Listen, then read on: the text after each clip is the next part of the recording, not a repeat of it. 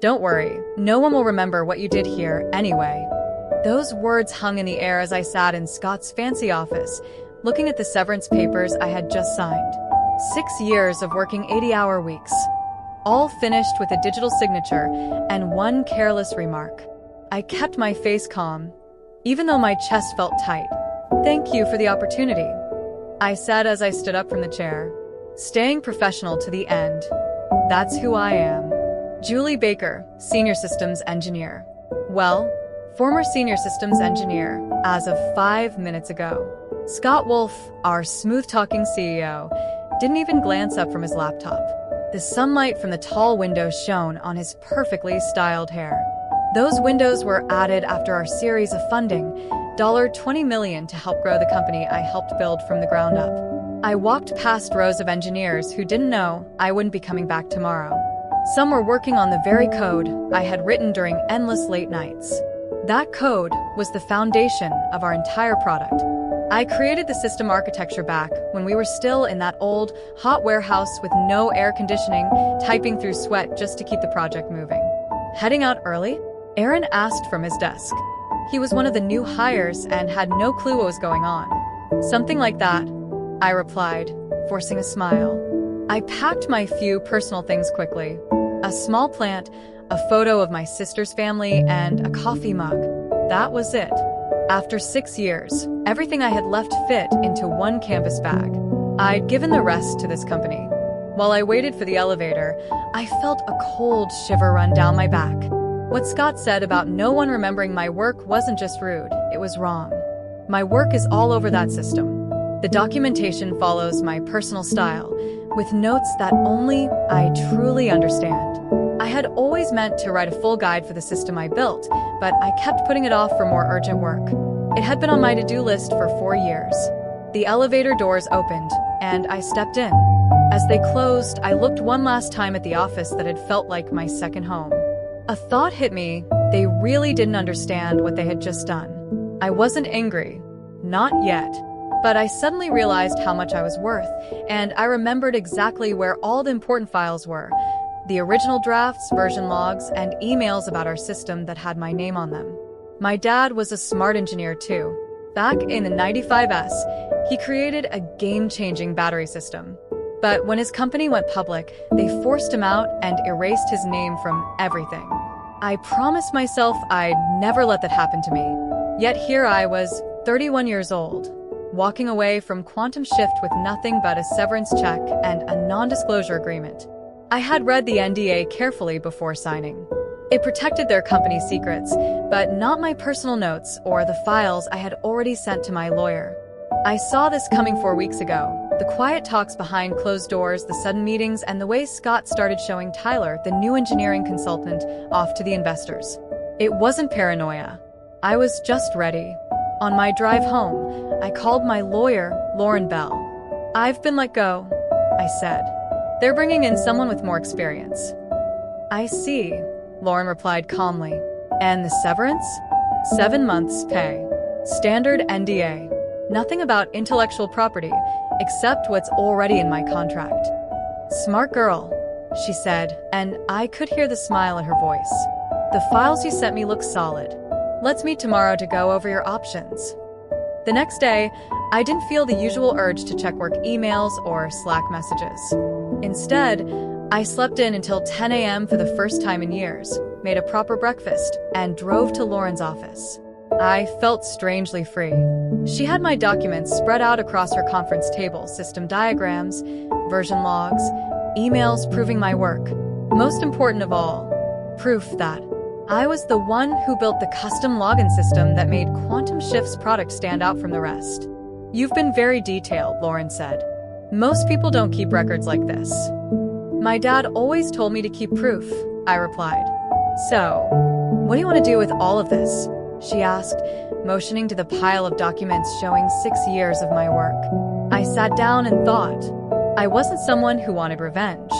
That's not how I was raised. But I was taught to know my value. "Nothing for now," I said. "But I want to be ready." Lauren nodded. She understood. "They'll come looking for you. Companies like this always do, once they realize what they've lost. And when they do, We'll be ready. I left her office feeling calm. For the first time in 6 years, my time belonged to me, and I planned to use it well. For weeks later, I was sitting at a beachside cafe, drinking an expensive latte and browsing job listings. My phone rang. The caller ID said Larry David, Quantum Shift's CTO. "Julie," he said, trying to sound cheerful. "How have you been?" "I'm fine, Larry," I said in a flat tone. "What do you need?"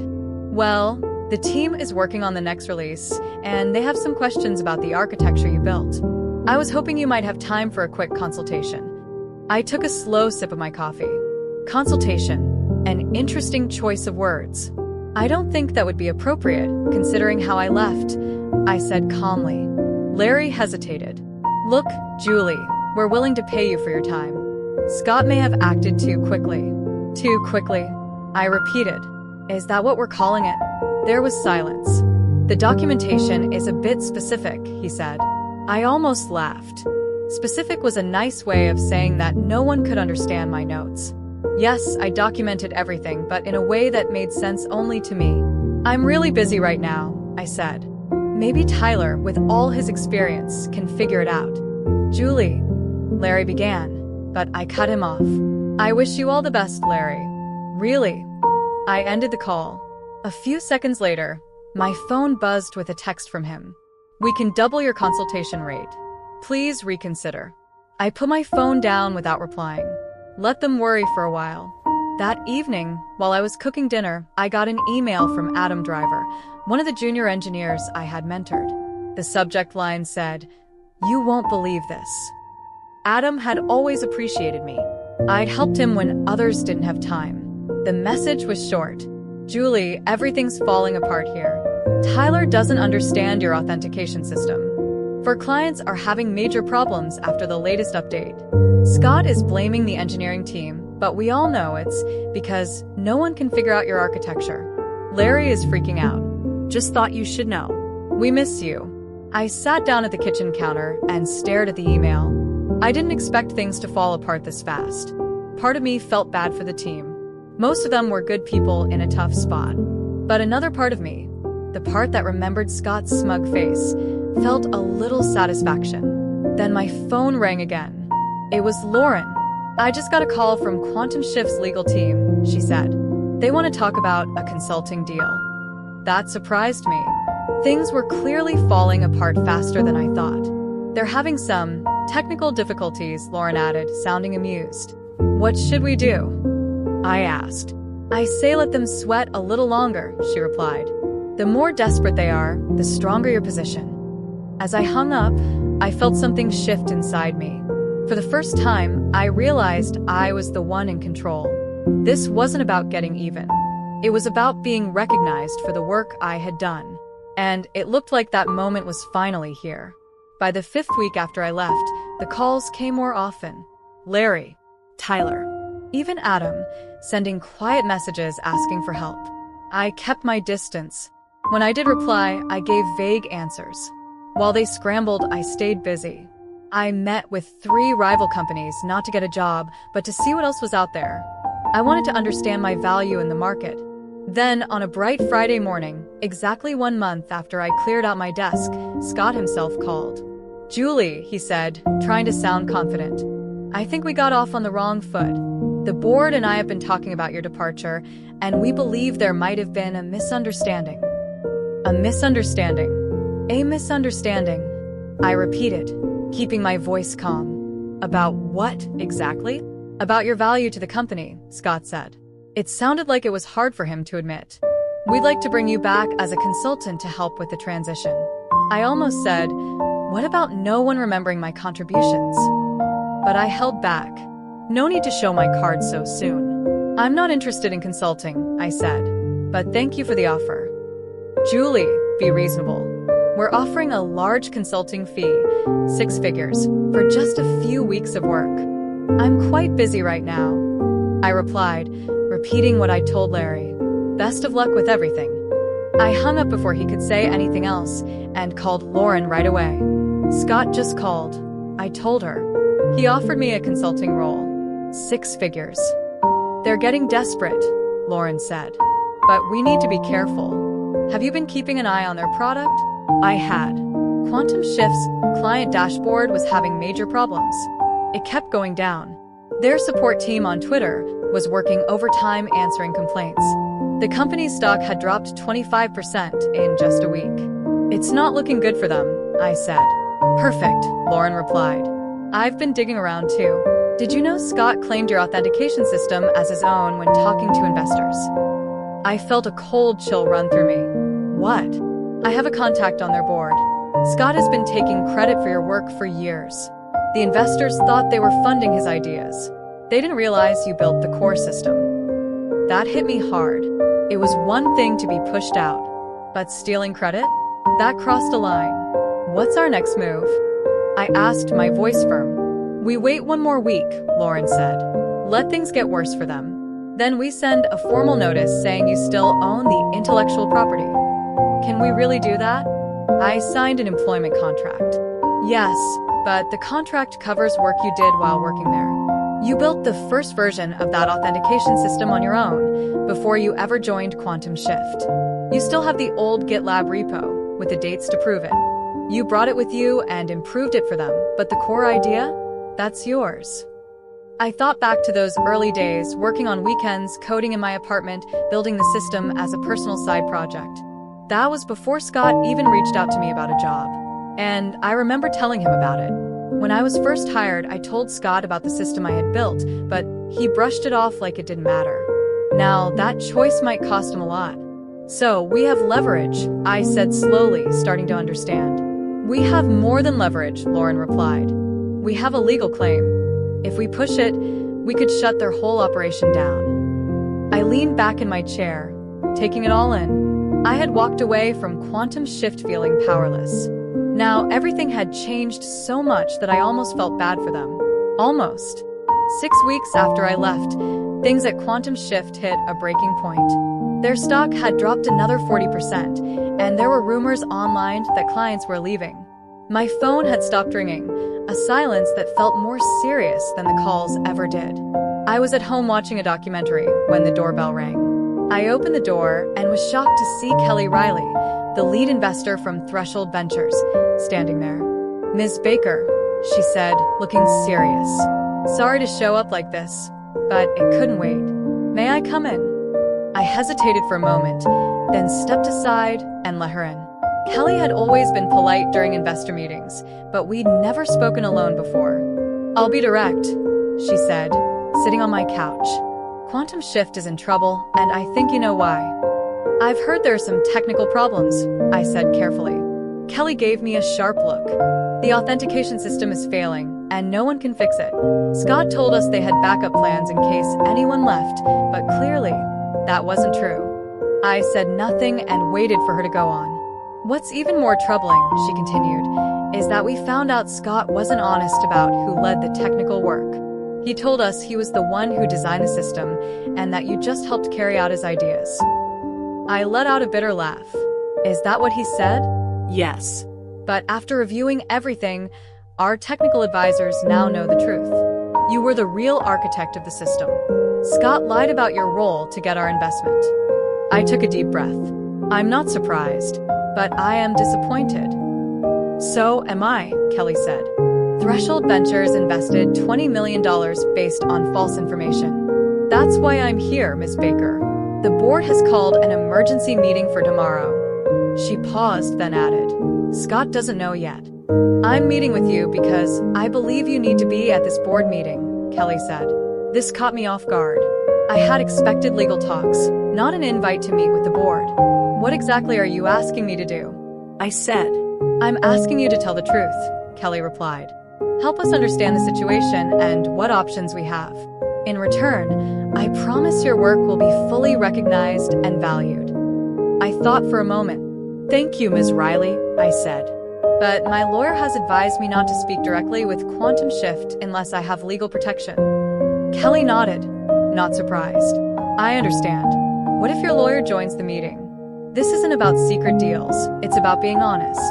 The investors need to know what's really going on. I thought about it. Going to the board meeting could be risky, but it also gave me the chance to speak directly to the people who had the power to make real changes. "I'll talk to my attorney," I said at last. "Of course," Kelly replied as she stood up. "The meeting is at 11 a.m. tomorrow. I hope you'll be there." After she left, I called Lauren and told her everything. "This is interesting," Lauren said.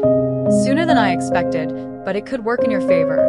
If you go, you'll be in a strong position, not a weak one." "What about the plan to send the legal notice?" I asked. "We'll still do it.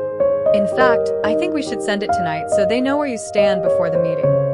I agreed, and Lauren said she'd send it right away. That night, I barely slept. Tomorrow would be a meeting I hadn't planned on, but now I looked forward to it. I wasn't after revenge. I just wanted the truth to be known. Scott had tried to erase my name from Quantum Shift's story. Tomorrow, I would write myself back in for good. The Quantum Shift office looked exactly the same as when I left 7 weeks ago, but everything felt different now. I walked through the front lobby with Lauren beside me. People stared as we passed.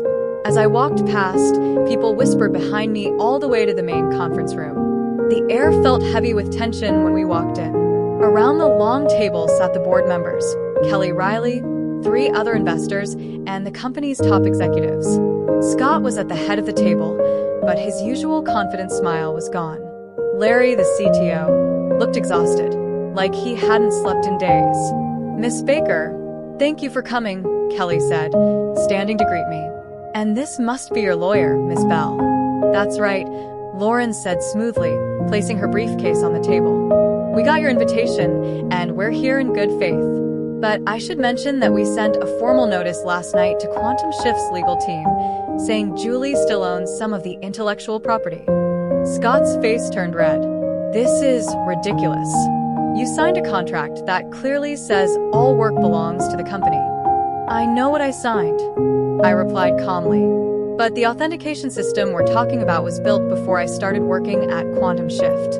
I have proof, including the original GitLab files with timestamps." One of the board members, Henry Golding from Magnitude Capital, leaned forward. "Is this true, Scott? Did you know about this?" Scott's jaw tightened. "Julie's twisting the truth. She may have written some early code, but all the real work was done while she was employed here." I took out my laptop and connected it to the big screen in the room. "With your permission," I said, "I'd like to show you something." Kelly nodded. I pulled up the GitLab page and showed the board the commit history. It clearly showed that the project started before I joined the company. Then I showed early emails between me and Scott, where I clearly told him I was bringing my system to the team. Lauren added, "As you can see, Mr. Wolf acknowledged Julie's work in these emails, but he never arranged a legal transfer of her system to the company. The standard contract doesn't cover work created before she joined." The room went quiet. The board members looked at each other. Scott shifted in his seat, clearly uncomfortable. "There's more," I said, bringing up slides from past investor presentations. These are from the Series A pitch. The authentication system is shown as a major selling point, but you'll notice my name is missing from all the credits. Henry Golding took off his glasses and rubbed his eyes. "Scott, you told us you were the one who designed all this." "I oversaw the development," Scott said quickly. "Overseeing is not the same as creating," I said. "And your idea of oversight was setting impossible deadlines and then taking credit when we delivered." Larry, who had been quiet the whole time, finally cleared his throat. "I can confirm that Julie was the lead designer of the authentication system," Larry said. "Without her, we haven't been able to manage it properly, as the last 7 weeks have shown." Scott shot Larry a sharp look, but it was too late. The damage was done. The investors now looked at Scott with clear doubt. "What exactly are you asking for, Ms. Baker?" one of the board members asked. Lauren stepped in.